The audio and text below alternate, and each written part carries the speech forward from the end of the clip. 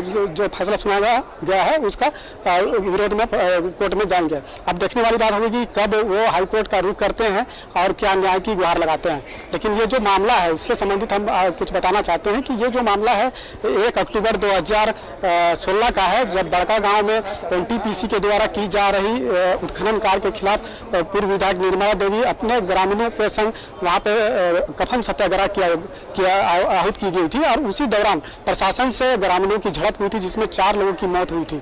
और इसमें कई जो अधिकारी थे, तत्कालीन जो एएसपी अभियान थे कुलदीप कुमार और तत्कालीन बड़का गांव के जो अंचलाधिकारी थे शैलेश कुमार सिंह, ये गंभीर रूप से घायल हुए थे और इनके अलावा भी कई जवान भी घायल हुए थे।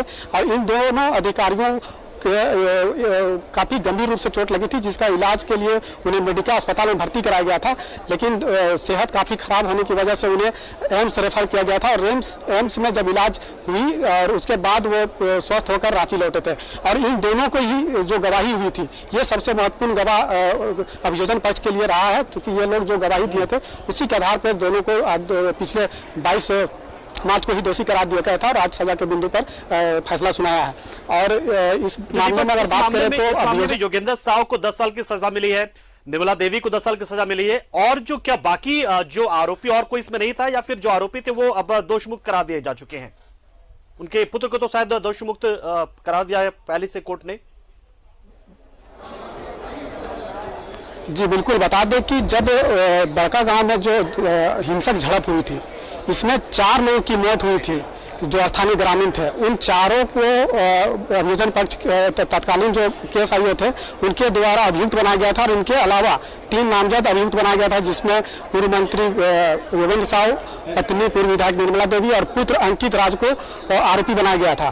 तो 4 जो जिन्हें एक्यूज बनाया गया था उनका देहांत घटनाक्रम के दौरान ही हो गई थी। और ये जो 3 जो बचे थे जिनको आरोपी बनाया गया था इनमें 2 को दोषी करार पिछले 22 मार्च को ही कोर्ट ने सुना दिया था और एक जो अभियुक्त थे जो मंत्री के जो पुत्र थे अंकित राज, उन्हें साक्ष्य के अभाव में बरी कर दिया था। तो वो अंकित राज के लिए एक बड़ी राहत थी, लेकिन जो दोनों को जिस तरह से दोषी करार दिया गया था उसके बाद से ही इनकी मुश्किलें बढ़ गई थी। चूंकि सेक्शन की बात करें तो 307 में अधिकतम सजा के जो दिया गया है 10 साल की सजा सुनाया गया है। तो ऐसे में चूंकि राजनीति से जुड़े ये लोग हैं और आने वाले समय में चूंकि 2 साल से अधिक सजा जितनी भी होती है राजनीति से जुड़े लोगों का, तो वो चुनाव नहीं लड़ सकते। तो इस लिहाज से भी मुश्किलें इनकी बढ़ गई है। हालांकि अब इनके खिलाफ जो निचली अदालत से सजा सुनाया गया है इनके खिलाफ हाई कोर्ट का रुख करेंगे और अपील पर जाएंगे। उसके बाद देखना होगा कि क्या सजा उन्हें घटती है या फिर डबल बेंच क्या उसके बराबर रहती है। तो कोर्ट में जब आज जज ने फैसला सुना रहा था उस समय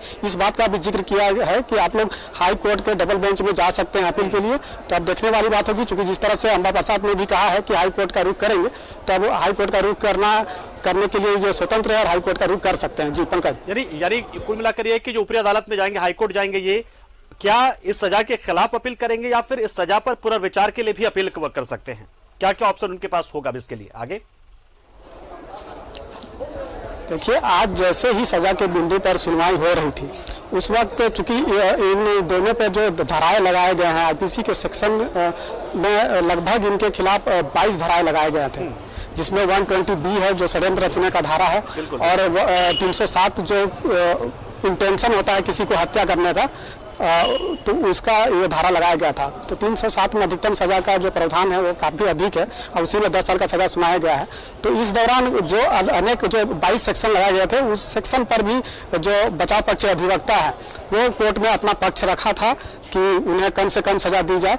और उसके बाद जब कोर्ट में जब फैसला सुनाया जा रहा था तो योगेंद्र साहब जो वीडियो कॉन्फ्रेंसिंग के माध्यम से जुड़े थे उन्होंने भी अपने पक्ष को रखा है और बताया कि एक षड्यंत्र के तहत उन्हें फंसाया गया है। जिस वक्त जो घटना घटी थी बड़का गांव में उस वक्त वो मौजूद नहीं थे, लेकिन 307 जो लगाया गया है वो उनके लिए वो जायज नहीं है। इस तरह की बातें योगेंद्र साहब के द्वारा कहा गया है, लेकिन चूंकि घटना भले ही वहाँ पे वो घटनाक्रम में मौजूद नहीं थे, लेकिन घटना को करवाने में, दंगा फैलाने में उनका रोल है ऐसा मानना था अभियोजन पक्ष का। और इसी के आधार पर केस आयोग के द्वारा भी जो धाराएं लगाए गए थे 307 लगाए गए थे तो वो उसके आधार पर कार्रवाई भी हुई है। तो कुल मिलाकर कहे तो जिस तरह से आज सजा सुनाया गया है कोर्ट के द्वारा, ये योगेंद्र साव और उनके परिवार के लिए एक दुख भरी खबर है। जी। बिल्कुल। अच्छा दीपक, अब आगे की प्रक्रिया क्या क्या होगी? क्या इन लोगों को फिलहाल जेल भेज दिया जाएगा तुरंत से एकदम से, क्योंकि निर्मला देवी तो शायद जमानत पर भी चल रही है, थोड़ा जानना चाहिए उनके बारे में भी, दोनों के बारे में कि क्या दोनों बाहर अभी दोनों एक साथ जेल भेज दिए जाएंगे अभी, या क्या होगा आगे आगे की प्रक्रिया क्या क्या होंगी? देखिए, इस मामले से संबंधित कुछ चीज़ें बता देता हूँ कि जैसे ही 1 अक्टूबर 2016 को बड़का गांव में जो घटना हिंसक झड़प हुई और 4 लोगों की मौत हुई, उसके बाद जैसे ही मामला दर्ज की गई बड़का गांव के जो तत्कालीन इंस्पेक्टर थे उनके द्वारा, और उसके बाद ये मामला हजारीबाग कोर्ट में चल रहा था। हजारीबाग कोर्ट के बाद में चलने के बाद उसे रांची सिविल कोर्ट में रेफर किया गया, और इस मामले में योगेंद्र साव और उनके पत्नी निर्मला देवी के खिलाफ लगभग 2 दर्जन से अधिक मामले दर्ज किए गए थे, जिसमें 11 मामलों में उन्हें बरी भी हुए हैं, बड़ी राहत मिली है। और यही एक मामला है जो बड़का गांव कांड संख्या 228/16 है। इस मामले में योगेंद्र साव की जो पत्नी है पूर्व विधायक निर्मला देवी, उन्हें राहत मिली थी, जमानत मिल गई थी, लेकिन योगेंद्र साव को इस मामले में जमानत नहीं मिली थी। वो निचली अदालत से लेकर सर्वोच्च न्यायालय में 3 बार गुहार लगा चुका था, लेकिन उन्हें जमानत नहीं मिली थी। और पिछले जनवरी माह में जब सुप्रीम कोर्ट ने जब उनके जमानत याचिका खारिज की, और उसके बाद को सुप्रीम कोर्ट ने आदेश दिया था कि 3 माह के भीतर निचली अदालत इस मामले की सुनवाई पूरी करे, और जिसके आलोक में रांची सिविल कोर्ट में डे टू डे सुनवाई चल रही थी। और पिछले 8 मार्च को ही कोर्ट ने दोनों पक्षों की अंतिम दलील सुनने के बाद फैसला सुरक्षित रख लिया था, और बीते 22 फरवरी को कोर्ट ने योगेंद्र साव और उनकी पत्नी निर्मला देवी को दोषी करार दिया था और पुत्र अंकित राज को बरी किया था।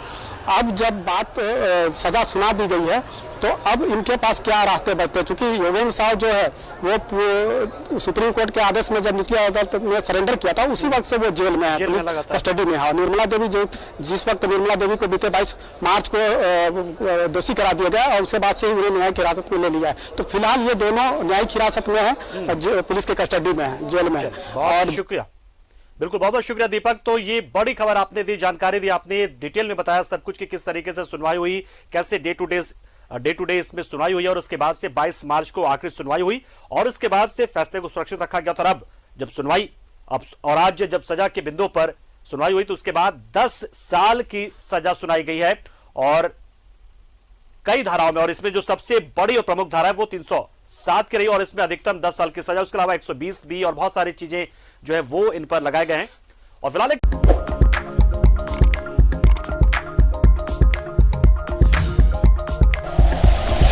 Like and share videos, subscribe करें हमारा चैनल और प्रेस करें बेल आइकॉन। न्यूज़ 11 भारत, सच है तो दिखेगा।